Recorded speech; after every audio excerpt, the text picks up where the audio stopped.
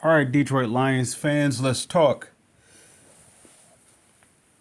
Help me to understand this about the Detroit Lions, and of course, with the name, I guess the signature, I guess I could come off as the president of the hater club of the Lions. I'm not a. If I were to explain myself, I wouldn't call myself a hater of the Lions. I I'm a hater of how as a professional team, sports team, I'm a hater how they conduct themselves.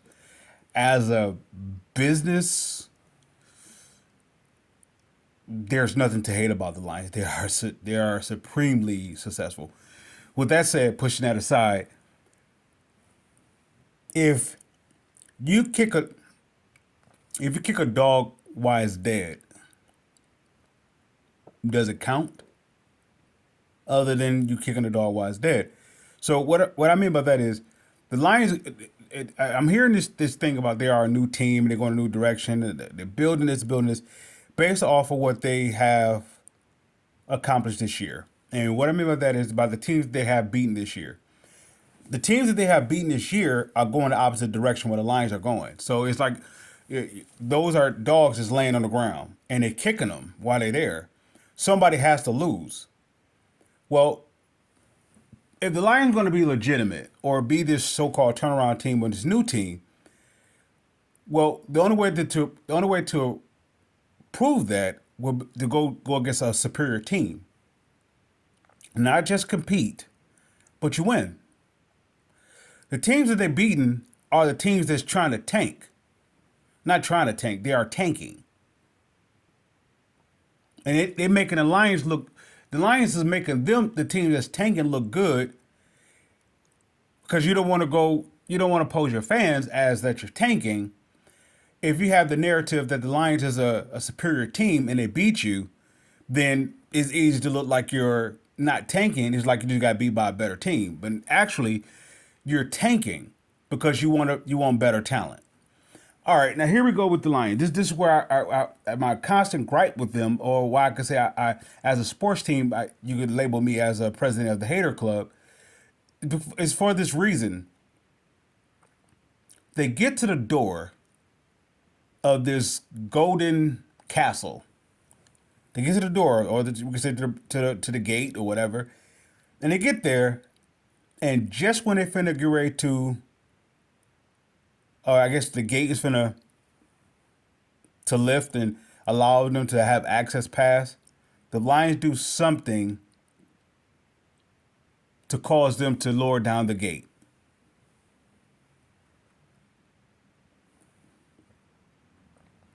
This team just doesn't need talent.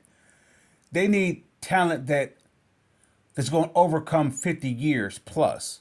What I mean by that is just having talent is not enough. You have to have complementary talent. What I mean by that is if Aiden Hutchinson, okay, I don't know if this is going to be legitimate or not, or if there's an argument with it or not. Let's push this to the side of saying if we were to say Aiden Hutchinson is their best player, right? I'm not saying that he is. I'm just saying this for the sake of this I guess this I don't know to make this point. Aiden Hutchinson is your best player. Shouldn't you get a talent that's better than him, that's not less than him? If he's your best player, and if he's an impact rookie, right? If he's a top five impactful rookie, and he's not just putting stats and as a rookie and so forth, he's actually having an impact on the game, right? So that means the opposing defensive coordinator has someone on the drawing board who they scouted up against. We have to stop Aiden Hutchinson, right? So shouldn't you get a talent that's superior to him? Shouldn't you get a talent that's superior to him? Not get talent that's less than him? That's what the Lions are going to do. Now, going back to the point of them, they win in meaningless games because on one hand, it gives the effect to the fans that okay, they're turning around, they're actually a competent team, the fans know as well as everybody else knows, all right, that it's smoke. All right, what I mean by the smoke, do you want to applaud your team losing? No, well, of course not. That's the whole point of you supporting your team. You want to see them win. The problem what I have with it is like how badly do you want to see your team win? Do you want to see your team win, let's say by a forfeit? Is that one of those things that I guess the Lions fans could just settle and say like, well, as long as we get the W, we're okay. If the team forfeit, is it really something to cheer about, to support your team for? And I'm not meaning the team forfeit because your team is just so superior. It's because of the fact the team is like, this team is not worth showing up for. If the Lions are going to be a legitimate team, or if they're considered to be a legitimate team, then what they have done to the Jacksonville Jaguars, what they have done to, let's say, the Minnesota Vikings, or what they have done to the Bears, or any other teams that's considered tanking, it's obvious those teams are tanking. When it when you have these superior teams, those superior teams are playing for something meaningful. They're playing for the Super Bowl run, or they're playing for maybe, I guess, top contention in their conference, so they can have home field advantage and so forth. So then their games, they mean something. And even with that, they don't have to play the Lions at the full deck because the Lions is not respectful enough, right? That will be the that will be the line to draw in the sand if the Lions are going to be legitimate or not, is how they show up against those teams.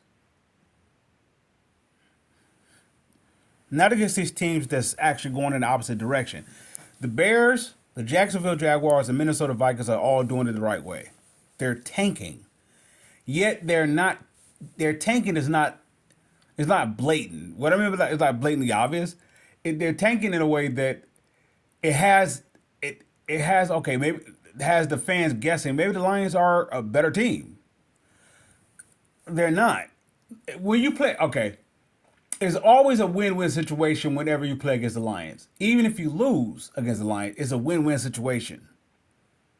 Whenever you play against the Lions, it's a win-win situation. Not for the win-win situation for the Lions, it's a win-win situation for the opponent. If the opponent wins, I mean, if the opponent wins, yeah, as I said, if the opponent loses to the Lions, the opponent comes out and like, well, we're not tanking. We need to get some reps against an NFL team. So for the opposing team, it's not a lose when you if the Lions win. I mean, when you play against the Lions, it's always a win-win. So when you do win against the Lions, it's what you're supposed to do because you are a superior team. The Lions is at this gate, and they can do it right. You get if Aiden Hutchinson is your best player, right? I'm not saying that he is. I'm just making for the sake of a point. If he's your best player, then get him some help. Don't get him some help that is on the offensive side of the ball. Don't get him some help that's let's say equal. Let's say below or equal to him. Get something that is equal to superior to him. If he's your best player, then get him some help. This is what they didn't do with Ndamukong Suh. They did not get Ndamukong Suh any help. They didn't get him any help. That's why he left. He didn't leave because the money was bigger. He left because he's smart. Why? Because he saw two other examples with Barry Sanders and Calvin Johnson. He saw two other examples. He saw it. Those are two of their best players, right? The ones that are going to put the people, the seat, the fans in the seats, right? Those are the players who are going to bring them. Calvin Johnson, Barry Sanders. And he saw how they didn't get him any help. Though they didn't get those two players any help. Sue got out of there because they put all their money towards Matthew Stafford, which Matthew Stafford is not benefiting Ndamukong Suh, nor is he benefiting Calvin Johnson.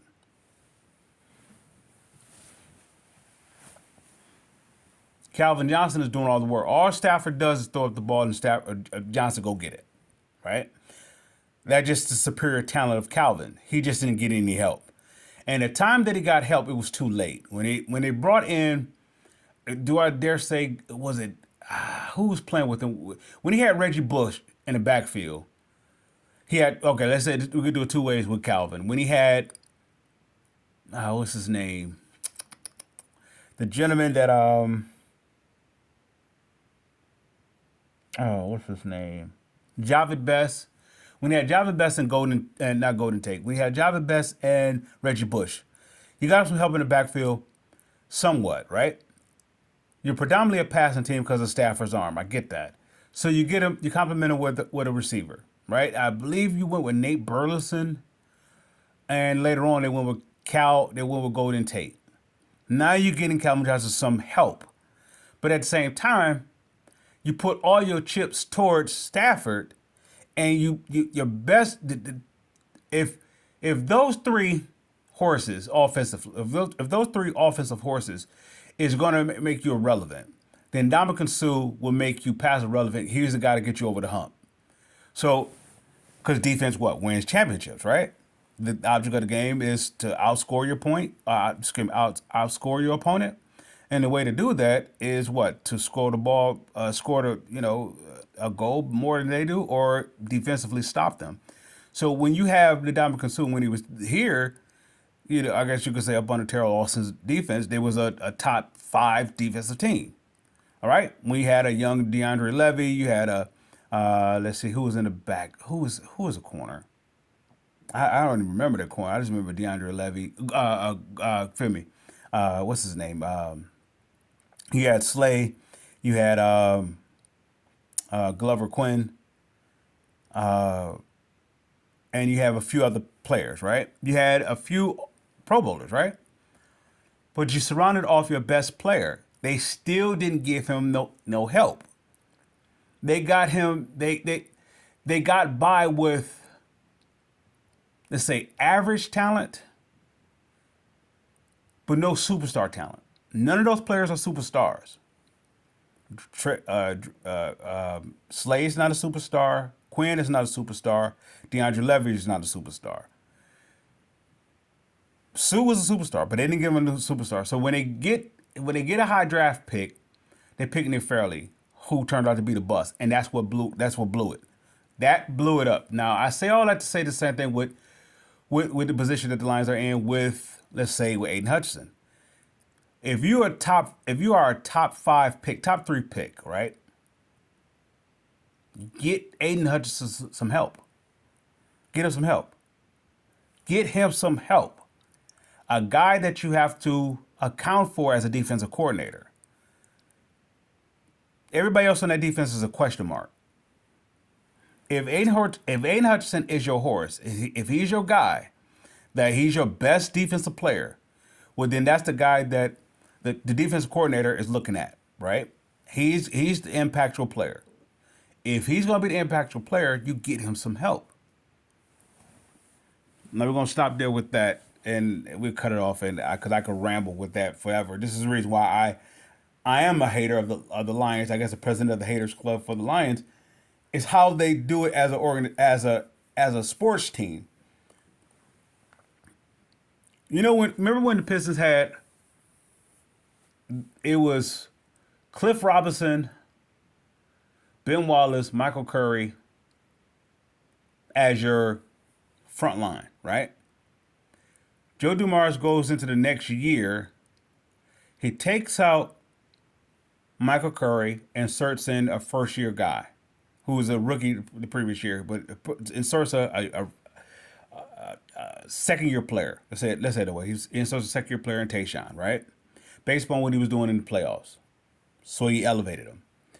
All right? So, but then he takes out Cliff Robinson without resigning him, and he goes in, I believe it was Mehmet Okur, or was it was Mehmet Okur or Zeljko Rabacha was actually playing along Ben Wallace. I want to say it was Mehmet Okur, and they was doing okay. Their team was doing okay. They was coming off a 50-win season, so they was doing okay. But of course, we deal with Larry Brown. So, uh, a couple weeks into the season, whatever, they are an upcoming team based upon what they've done the prior 2 years up under Rick Carlisle. So Joe Dumars makes a trade and he gets Rasheed Wallace. Now, the point of me bringing it, the emphasis on Rasheed Wallace in this case, would you say he was equal to Ben Wallace? You could say he's equal to Ben Wallace. What I mean by that is everything that I mean he was. I would say he's better than Ben Wallace in this regard. Everything that Ben Wallace wasn't, Rasheed Wallace was, and everything that Ben Wallace can do, Rasheed Wallace can do. Right now, Rasheed Wallace is known for what he's known for. Ben Wallace is known for what he's known for. That's why they're complementary pieces. So what I'm saying is, if you have Aiden Hutchinson, and let's say hypothetically you get Will Anderson, right? What do you do with that? What do you do with that? If you get Will Anderson, what do you do with that? Or you go after Jalen Carter. What do you do with that? Get Aiden Hutchinson some help. Do not do what you normally do with the Lions organization. Okay, let's say like if you have a Robert Porcher, you go ahead and get him a Luther Ellison. All right, Luther Ellis. Or if you have Cliff Averill, no, forgive me. If you have a Ndamukong Suh, you have Cliff Averill, right? You go get something like that, and of course you don't. Of course you end up getting Ziggy Ansah, and which is pretty much broke. You don't. You have an opportunity to do it right.